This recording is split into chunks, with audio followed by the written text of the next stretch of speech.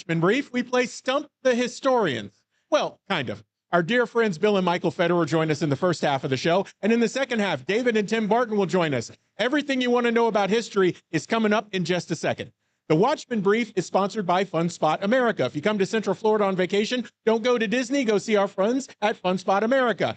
Fun-spot.com. Also, our good friend Stonebreaker Construction, looking at fancy houses in Marco Island or Naples. They can put it together for you. Go to stonebreakerbuildings.com. They also have a wonderful event coming up March 7th, 2026, called Worship on the Rock in Naples. If you Google that, you will be able to find them. My name is R.C. Williams.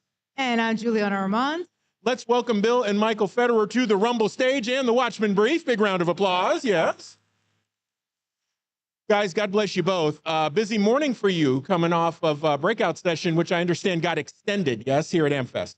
Yes, sir. By the grace of God, we're seeing people interested in history again, and we're reminding them that history is much more than something that happened. This is the currency of truth. This is how you navigate the future correctly. So it was very exciting to see everyone so interested in history that they graciously gave us a little more time to do some Q&A. Bill? Yeah, it was a thrill being with the American Journey Experience. Glenn Beck has been teamed up with David Barton to have tens of thousands of original documents. I mean, these are the actual letters that Thomas Jefferson wrote. I mean, this isn't like a copy. This is the actual letter that John Adams wrote, Abigail Adams, and the original, you know, they have one of the original printings of the Declaration of Independence. It's prima facie evidence of heritage of America with a focus on the role of God, that they all believed in God. I mean, even Ben Franklin, he mentions God. He's the one who called for prayer at the Constitutional Convention. Yes, he did. So history is the memory of the nation. That was a quote from Arthur Schlesinger Jr. He was a Pulitzer Prize-winning historian on John F. Kennedy's staff. But history is to the nation what memory is to the individual. So have you ever met an individual who's lost their memory? Maybe they have Alzheimer's. It's really sad. They forgot who they are, forgot who you are. You can take anything away from them. We sort of have national Alzheimer's. Yeah. Here we are, the freest country that planet Earth has ever seen. We forgot who we are, and we're letting our freedoms get taken away. And so when you remind people of the country's history and how unique we are, it's sort of like giving an Alzheimer patient their memory back. Amen. It's like, oh, that's what's unique about America. We get to be in charge of our own lives. Huh. It's government from the consent of the governed. It's a bottom up. It's not some dictator, Pharaoh, Caesar, Kaiser, Sultan, Tsar ruling top down from fear, which is the norm for world history. We're the exception. A great quote from Teddy Roosevelt. He said, "In no other place and at no other time has the experiment of government of the people, by the people, and for the people been tried on so vast a scale as our own. Something unique happened in America. Our founders understood it. They gave us a present. And that present is you get to be in charge of your life, and all of us together are in charge of the country." So, Bill, this is so important, and I'd like to tie this in. Obviously, we're at AmFest. This event, beforehand, you know, before September 10th, we were hemming and hawing about whether we were going to come. September 10th, everything changed, and now we're with 30,000 of our closest friends. I'd like to get both of your takes coming off the breakout that you did. What does the world look like now with Charlie gone and the movement? Because you guys both spent time with Charlie and you were close to him. Yeah. What does it look like for us now? And then we'll get into America 250. But what are your thoughts on AmFest, the country now with Charlie and everything that's happened? So, Michael, let's go to you first. Thank you, RC. We miss him dearly, and it's great to see over 40,000 people here in attendance to honor his life. Now, my father and I have known Charlie for almost 10 years, and we worked with him. I met him hunting in South Dakota, but most recently we were in South Korea, and this really warmed my heart. To everyone there that wants to hear something about Charlie in these final days. So he's in South Korea, and we're there kind of just fellowshipping in the back room before he goes on stage, and he's watching the walkouts, and it looks just like an America Fest. And he takes out his phone and he starts to record it, and he says, "This is so cool." Seemed like nothing at the moment, but when I reflect on that, he was able to see in his lifetime that he was so much more than an acute change in a pivotal election here in the United States, No, he's become the blueprint for how to connect faith to stewardship of your nation, faith to stewardship of your family, your community, and your nation. And I want to say that if he were here today, he would be focused on the midterms. He would be focused on, he knew that what we did by getting Trump into office and helping facilitate that was affording us time to get the country back on track. There is a lot of work to do, and I do believe we need to be focused on the midterms coming up.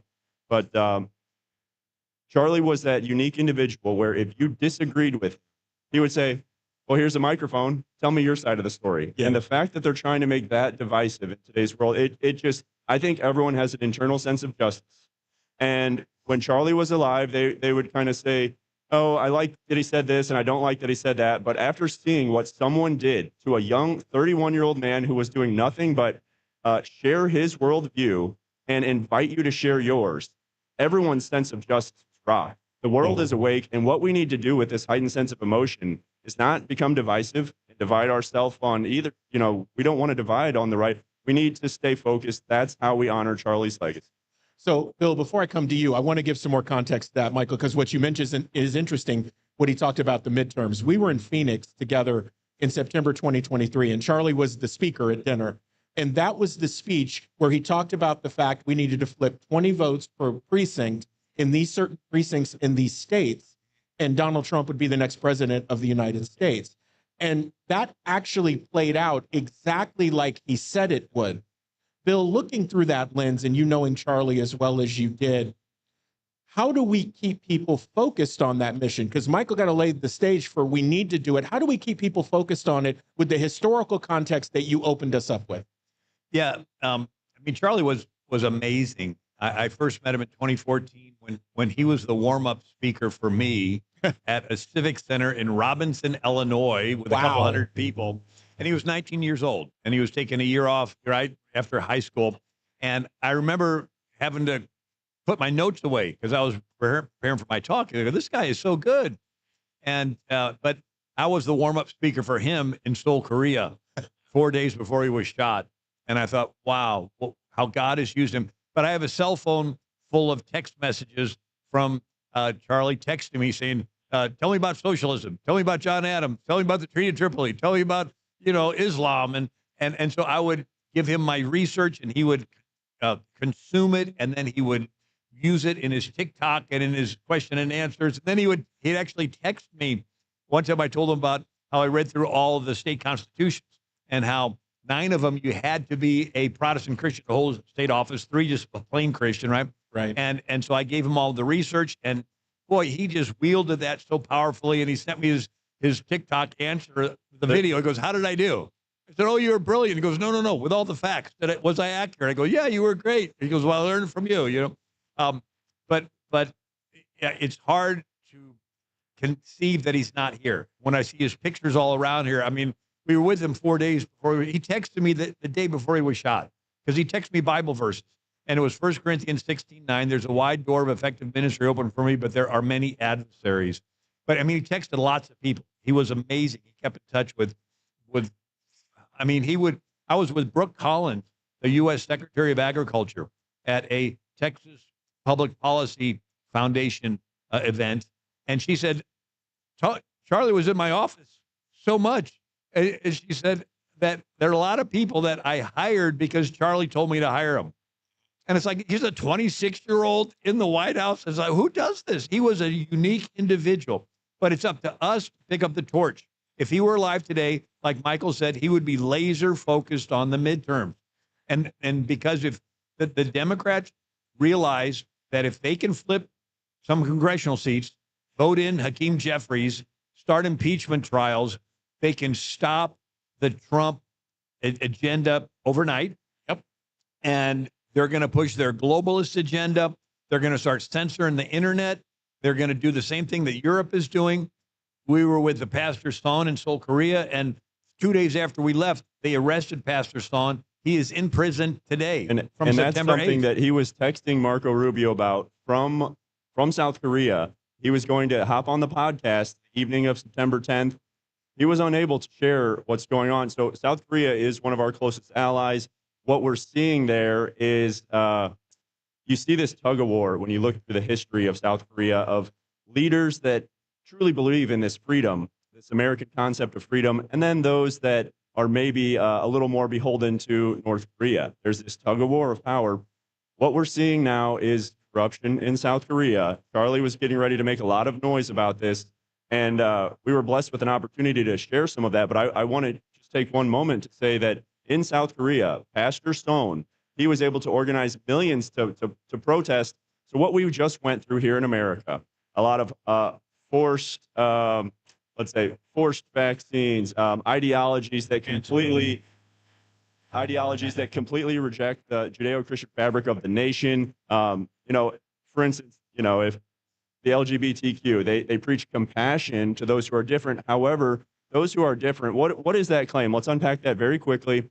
You're saying that maybe you're in the wrong body. We'll follow that chain up. That's saying that God is fallible. And what does that do? That very, in a sneaky manner, rejects the Judeo-Christian fabric of the nation. Why do I say this? Pastor Stone was mobilizing millions at a time to basically protest. It feels like when we were able to get Trump in office, the bullseye moved from the United States to a series of other countries. They're getting a wave of what we're just now getting through. So I want a little bit of attention on them because Pastor Stone has been in prison 2 days after we left. He was in prison. He's dropped 35 pounds. It does not sound like they're taking great care of him, and nobody knows about it. Charlie was the voice who was going to make a big deal about this to really just, like I said, he was the blueprint for how to connect faith to stewardship of a nation. One of the final gifts he gave us was shoes too big to fill, requiring all of us to work together to carry out his legacy. So I do want to urge you to check out Build Up Korea, and if you can research Pastor Stone and find ways to support him, this is an urgent situation. That's really interesting. So with Watchmen Action, we're all about building advocacy plans so that we, the church, can do what it is that we're capable of doing. Once upon a time, Arsky and I had a community resource center, and we feel that it's really important, right?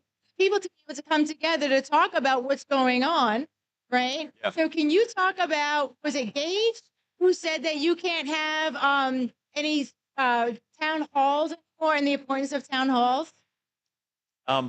It's hard to hear because we're here at the AmFest and they have all kinds of great speakers and booths, but so I didn't hear the whole question. Gage, he said, well, you can't have town halls back in the 1700s. Yeah, right. So the in the 1600s, you had churches founding cities, and so everybody's involved in church and everybody's involved in city government because the churches are founding the city. So Providence, Rhode Island was founded by the First Baptist Church in America. Hartford, Connecticut was founded by the First Congregational Church in America. Everybody's involved in church. Everybody's involved in city government because there's a church founding the city. Early 1700s, you had a Great Awakening revival. And that's when you had people saying, well, if you're really a Christian, you're not going to do worldly things, including government. And so you began to have this pull away from government. But nevertheless, you still had, each town had a meeting house. That's where they'd have their church, where the pastor would teach the Bible, and that's where they do their city business. When the revolution starts, the British send over a military governor to Massachusetts named Thomas Gage, and he outlaws meeting houses. We don't need the people meeting and giving your consent to stuff. You just obey government mandates. And our founders like, no, in America, it's government from the consent of the governed. And he was like, no, you obey government mandates. We're like, no, nothing happens unless we give our consent. It's like, no, you're a robot. You're a zombie. When the government blows the trumpet, you bow to the statue, right? Like Nebuchadnezzar. We're like, no, nothing happens unless we give our consent. It turns into a revolutionary war and we win. So America is an experiment of a polarity change in the flow of power. Instead of top-down rule by kings, it's bottom-up rule by we, the people. And so we need to understand how unique America is. Charlie was mobilizing the people, mobilizing an entire generation of young people. Why? Because they're the ones that are going to inherit this country. And they're the ones who are seeing their freedoms being stolen away by a bunch of people bought out by foreign powers and all kinds of other interests, the China and the oil money from the Far East, so forth. So this is a critical time to wake up the next generation, say, this is your country that you're going to inherit. If you want to maintain government, the consent of the government, you've got to get involved. And it comes down to immediate. you got to get involved to win the midterm. And we need to be wise on this side. So the days after the tragedy occurred, we saw what looked like revival that was almost certain to turn into an awakening. We saw people coming back to the Lord. We heard J.D. Vance say, I've spoke more about Jesus in the past 2 weeks than I have in the past 20 years as a politician. This was the moment. Now, what's happened since then?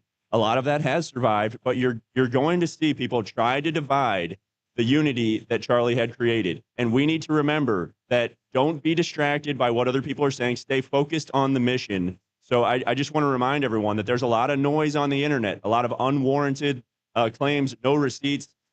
Go back to the days after, remember what you felt, find a way to honor Charlie that is carrying out his legacy. And his legacy was where the rubber meets the road. It was where faith met politics. We definitely need to support the chapters, the TPUSA chapters in all the different colleges and whatnot, because what they're doing is really, really important, right? Because we want our children to be going in the right direction. Because if we're not talking to them, we're not talking to the college students, right? Then we're not influencing the next generation, because you know evil's always talking.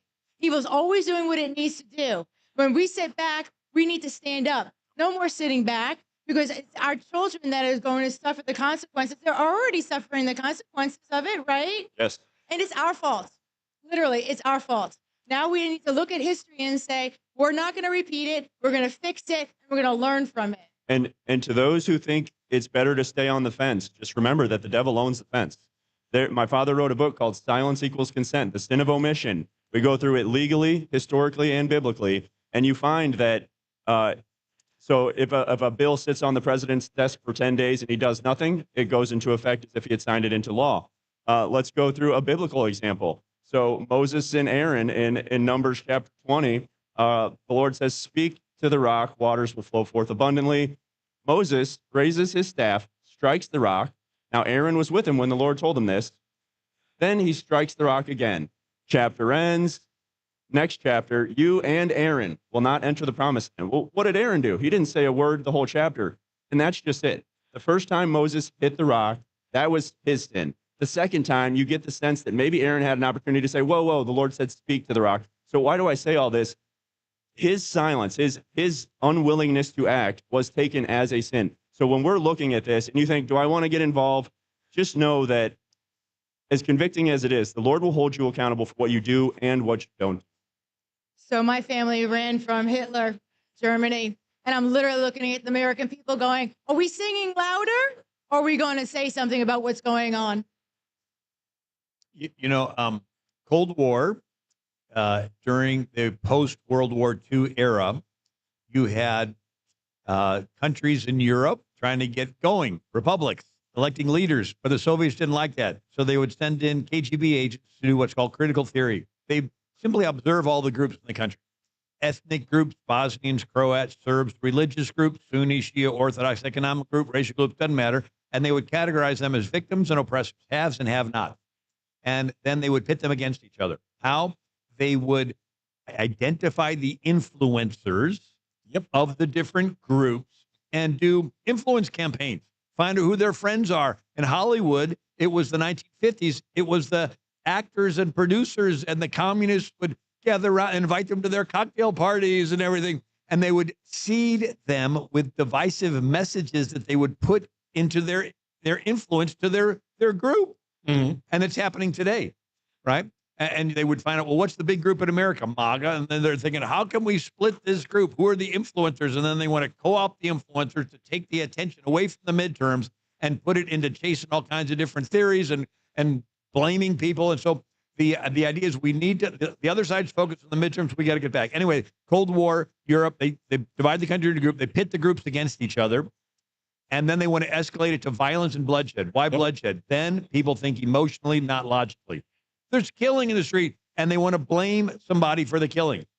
And it's like liquid cement. At that moment, the blame can be anywhere, and they can co-opt the media and use the media to blame the leader of the country for all the problems. And then as the people believe this, the popularity of the leader falls, and they do a coup and replace the leader with a Soviet puppet. Lather, rinse, repeat, right? So I do want to point something out before we jump. So, Michael, we're glad that you are more active with your dad. And so there's a theme here. You know, we've got fathers and sons. David and Tim are going to join us in a second. There is something biblical about that and what we're called to do. And so it is great to see you more active in the process and to see you guys working together.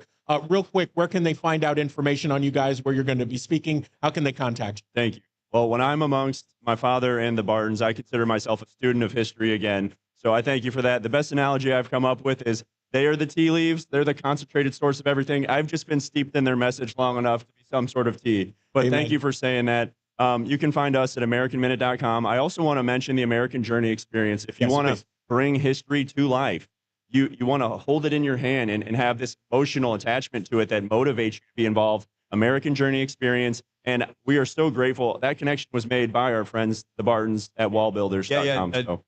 God has done a miracle in that he had Glenn Beck team up with David Barton.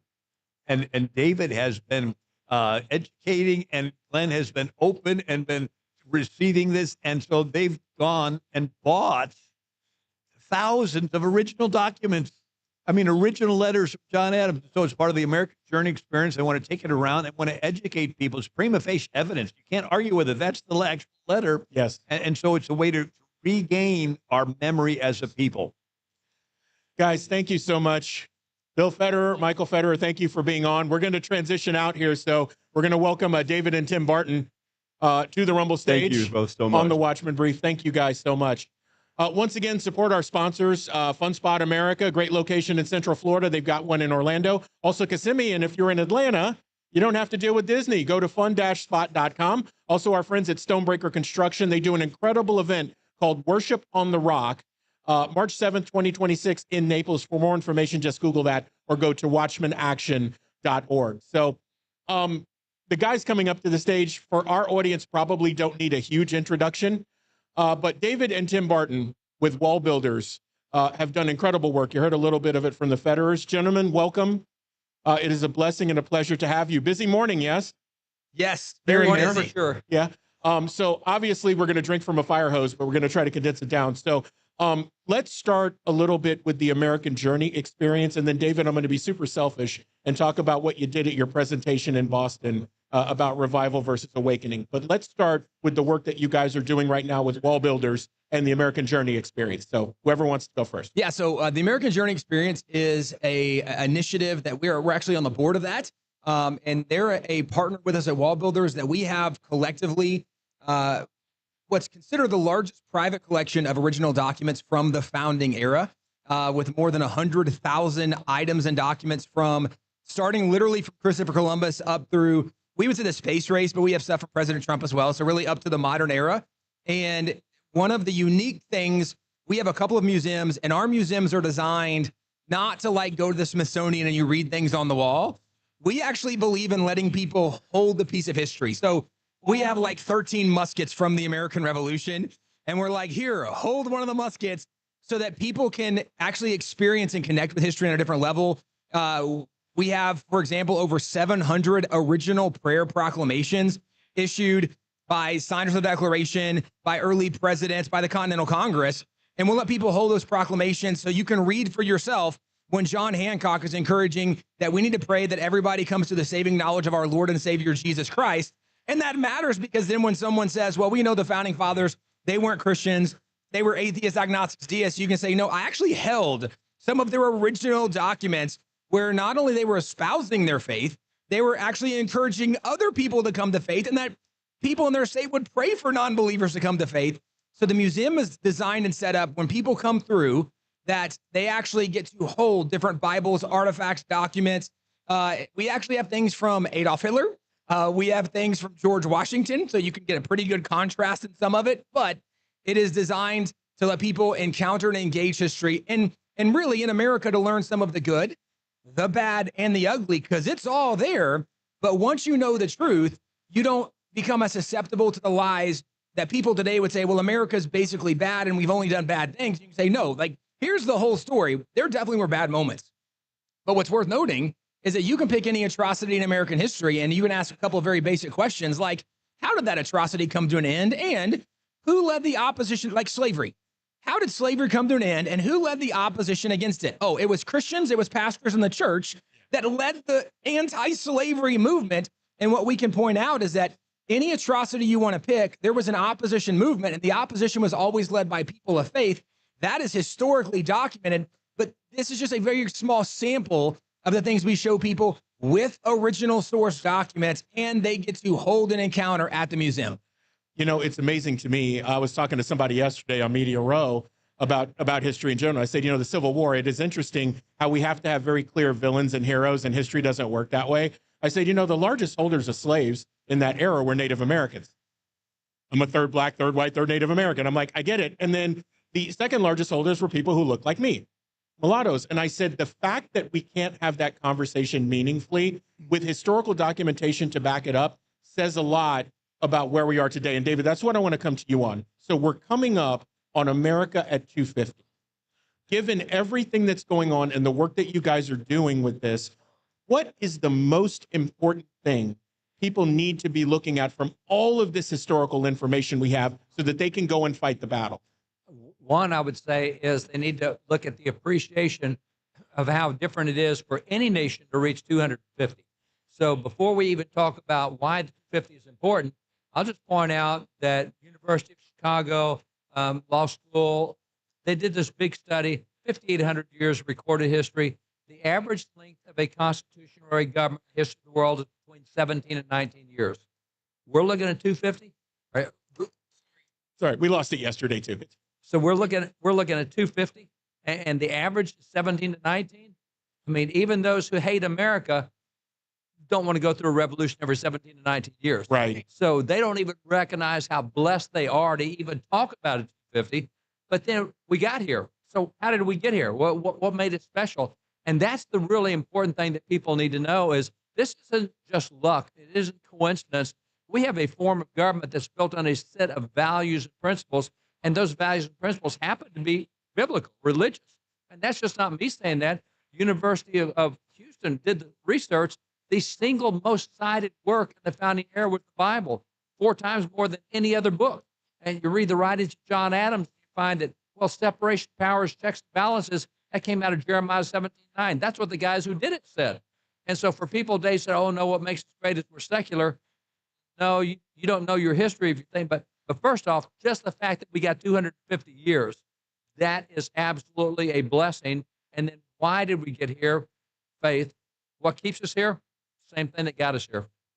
Wow. So, on that, I'm so excited that Glenn Beck has really poured into this whole process and that we're able to do this. What came to my mind, and it's interesting, we have the father and son, is stewardship and passing on this knowledge. So how is it working with that? I know you guys have the museums and everything like that. I've seen George AI up close and personal. I believe you guys were a part of helping with that. So what are we looking at with the tools going into 2026 for what you guys are doing with the experience? Like, what is that going to look like? There's a lot of projects underway. One of the things that unfortunately we're having to learn firsthand is how complicated some of like the AI creation can be. And so, the goal was to have this thing really ready and working with a team. And they're like, guys, trying to build it the right way is so much like, obviously we can release it, but it might look more like not to get in trouble on this, but like ChatGPT, Grok, they can hallucinate. Yes. They can we use it as a tool. So AI is an incredible tool, but you have to understand the limitations of what the tool is. And there are times, literally this week, where I was doing research and I was asking it to find a certain quote, and it said it was in this writing, and I said, show me that writing, and it said, well, it doesn't appear in that writing. And I'm like, you literally just told me it's in that writing.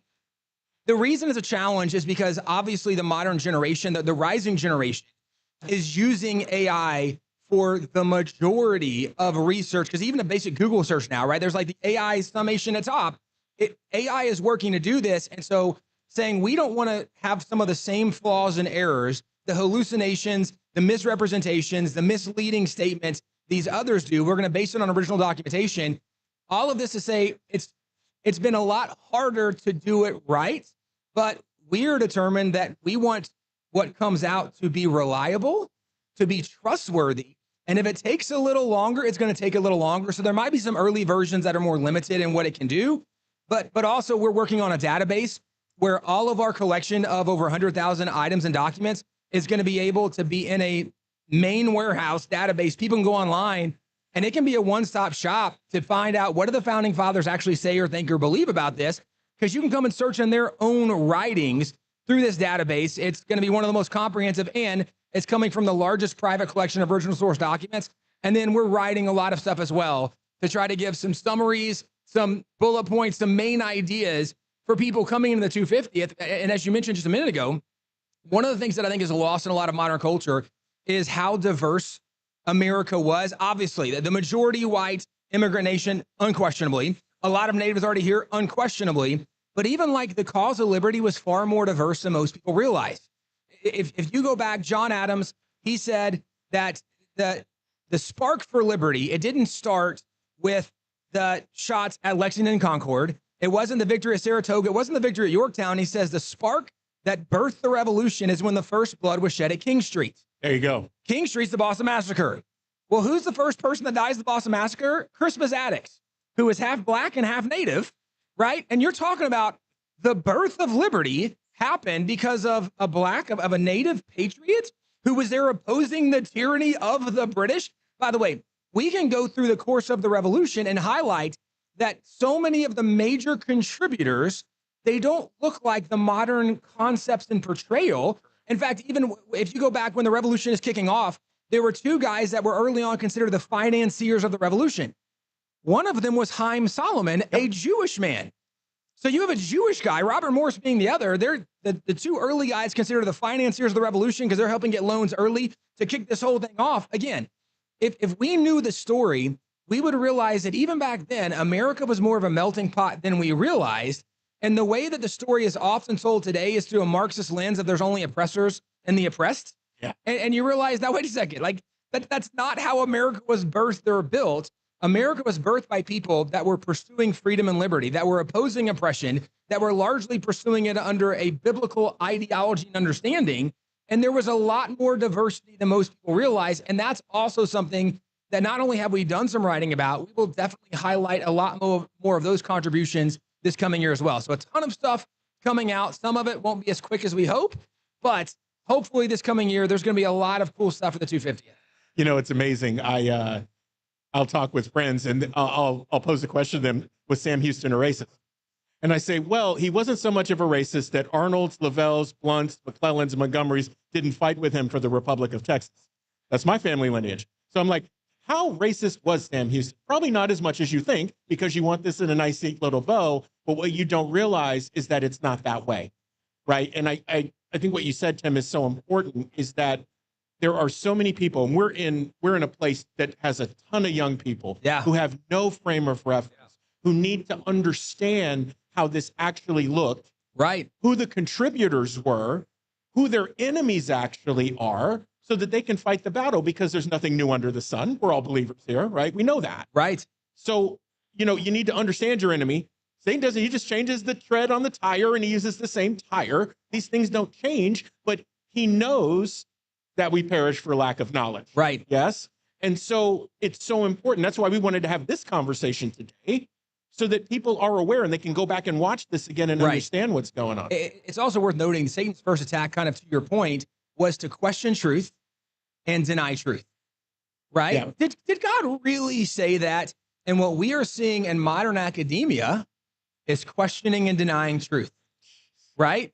And to your point, like this is the oldest attack literally in the book. This is the oldest one there is, and yet we are still susceptible to it, because when we begin to question what is true, and sometimes the challenge is we don't even know where to look for what's true, because frankly, even right now in the conservative movement, there's some voices and we're like, I'm not sure if I trust this person, don't trust, like, what are they saying?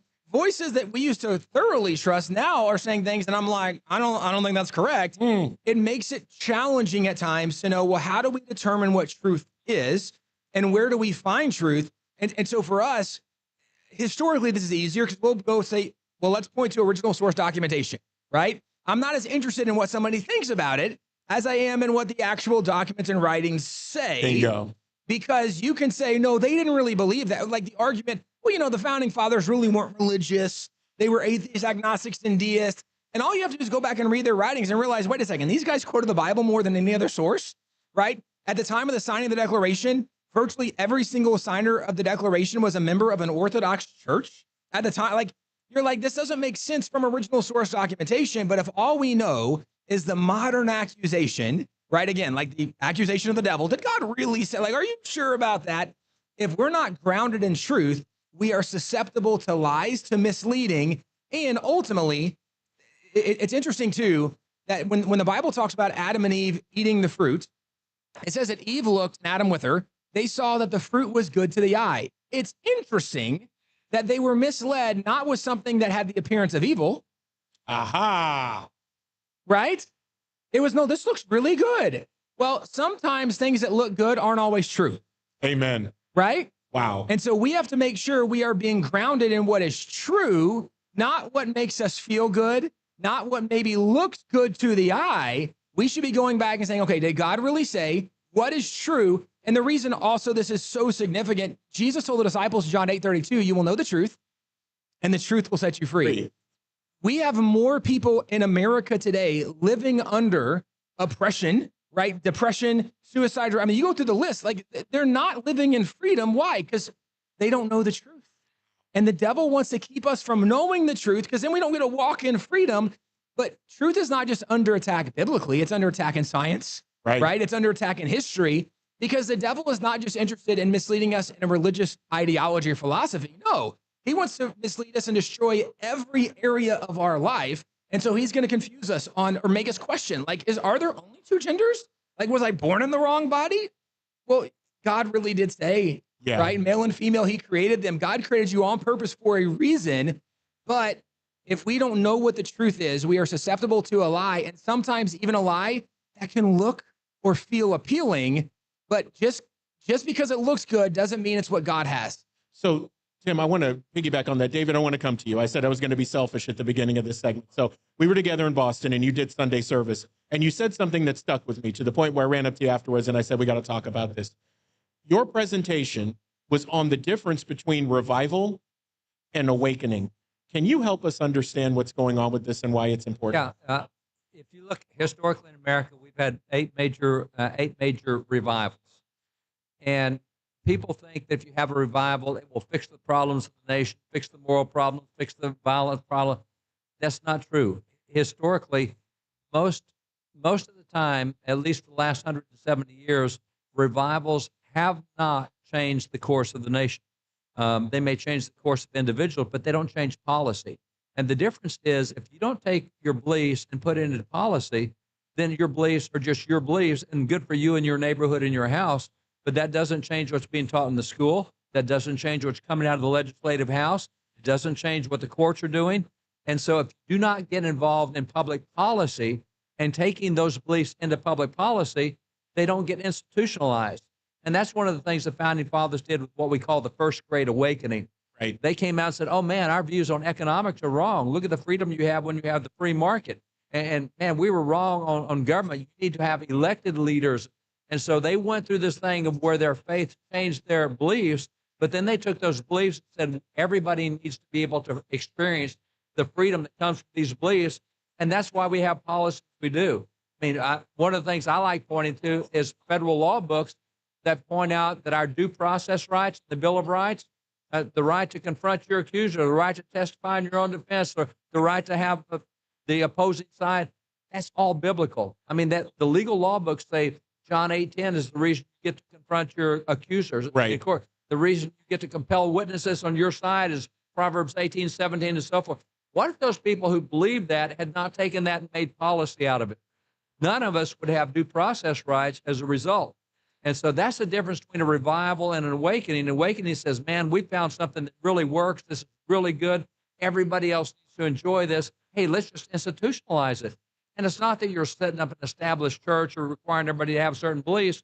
You're just giving them a set of values and principles that have been proven to work. And now you're taking that into public policy. We haven't done that in 170 years. That's why if you look at Christians today, only about 30% of Christians actively even vote. Right. And so if you're not going to change the public policy by changing the kind of leaders you have, they're going to keep enacting stuff none of us really believe in, but we're just not involved the way we should be. Okay, David. So tough question. Tough question. Is this a revival or awakening that's happening now? It's a revival, and things like this indicate it's an awakening too. Now, will it spread to an awakening? And the first Great Awakening was 40 years, ran from 1730 to 1770. It's transgenerational. It spans more than one generation. So are we seeing changes overall? Yeah, maybe. We're seeing a lot of school boards flip because they don't like what's going on. That's some involvement. That's good. Mm-hmm. We're seeing some legislative seats flip. That's good. But if it doesn't keep going, and if it doesn't get to the point where it starts making policy with the things we, the people, believe, then it's just not going to work. So the answer to that is it is definitely a revival. No question. We can prove that. We can demonstrate that. It's on the verge of becoming an awakening, but it's going to have to last for a long time to be an awakening. If people just get involved and they burn out and they leave, it's not going to be an awakening. Tim, same question to you, sir. I think to your point, you said earlier, you mentioned stewardship. Yes. I think it depends entirely on how this moment is stewarded, because there's no question God is on the move in this nation. Yes. There's no question God is waking people up. You look at what's happening on college campuses the last several years all over the nation with the events, the baptisms, right? Literally revivals are happening all over the nation. God is on the move. But in the early awakenings, the difference was in the early church, they had a heavy emphasis on discipleship. And in the modern era, we have emphasized conversion. And when people get converted, we high five and then we move on to convert more people. And we don't take time to disciple the people that have been converted. The awakenings, I think, were largely defined through discipleship. And that discipleship impacted the way people lived so dramatically that it changed the culture and ultimately changed policy because those people were getting involved. So I think a lot of what happens to say, are we in a revival or will this become an awakening? It depends on how Christians steward the moment. It's also worth noting in the early awakenings, the awakenings happened more in spite of the church than because of the church, right? George Whitefield, for the first couple of decades, he wasn't preaching in pulpits. And it wasn't because he had such big crowds he needed to be out like in fields. No, it's because he was not invited. He would go to a town and the pastor's like, he's not our denomination, get him out of here. And it wasn't only the last decade or so that Whitefield had grown enough in popularity. Pastors were like, hey, no, come to our church because you'll boost our attendance, right? Pastors got on board at the end, but the awakening started in the beginning in spite of the church, not because of the church. And I say that because as Christians, it would be easy to look at some of the modern pastors and be like, I'm so disappointed in this pastor. Understand, God doesn't have to wait for your pastor to move because the first awakenings happened in spite of the church, not because of the church. The church eventually got on board. But the same thing with Charles Finney, right? Charles Finney, major leader in the Second Great Awakening. Most of what he does is not in the pulpit. It's in the open field.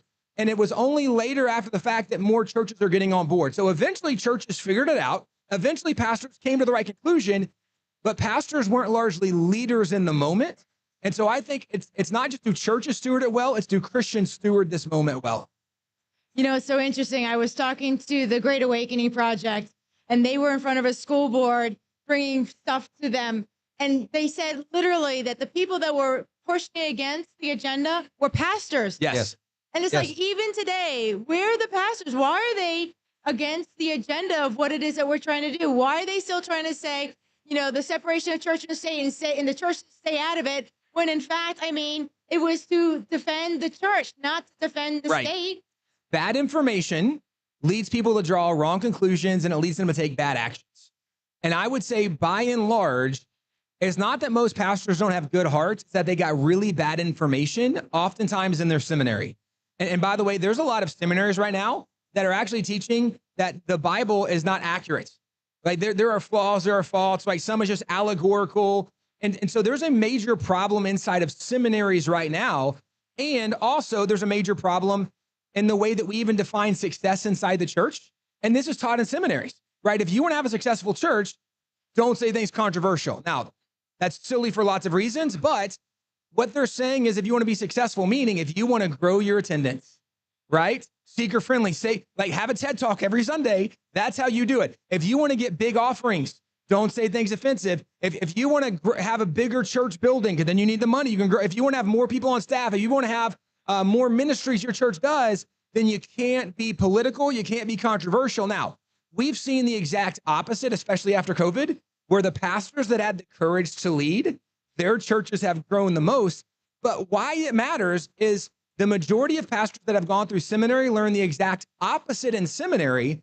And so they're fighting against their training. And so when they show up at like a school board meeting and they say, no, we don't want religion. We wouldn't want kids to have prayer time. We wouldn't want 10 commandments back in school, because that's what they learn in seminary is, no, we want to keep education secular and God in the church.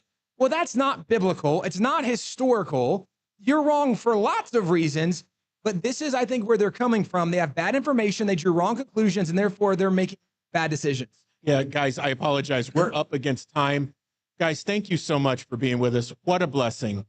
Everyone, for Juliana Armand, David Barton, Tim Barton, Bill Federer, Michael Federer, my name is R.C. Williams. You can find out more information at watchmenaction.org. We're in Knoxville, Naples, and Philadelphia in January. Go to the site for all the information. We'll see you next time on the Watchmen Brief. Thanks for watching. Charlie was one of the few that really did it for the purpose of forwarding free speech, the actual idea of doing something great for America. We got a lot of stuff to talk about today. Yes! Now we're heading into one of the most bullish weeks of the year. There's a video that's kind of dividing the internet